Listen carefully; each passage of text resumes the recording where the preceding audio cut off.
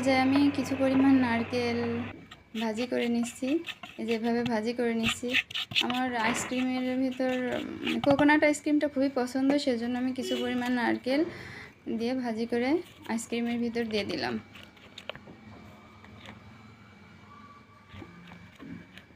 আইসক্রিমটা এবার হচ্ছে আমি এই কাপগুলোর ভিতর দিয়ে ডিপ ফ্রিজে রেখে দিব। খুব সহজ পদ্ধতিতে আইসক্রিমটা তৈরি করছি। এই যে 3টা কাপে রাখছি আমি।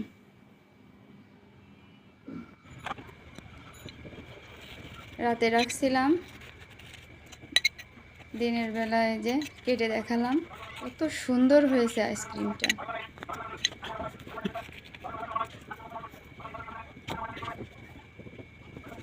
এই যে এত সুন্দর হয়েছে। আপনারা চাইলে ঘরোয়া পদ্ধতিতে এভাবে আইসক্রিম তৈরি করে খেতে পারেন। ভিডিওটা দেখার জন্য ধন্যবাদ সবাইকে। ভিডিওটা ভালো লাগলে লাইক, কমেন্ট এবং শেয়ার করবেন। ধন্যবাদ।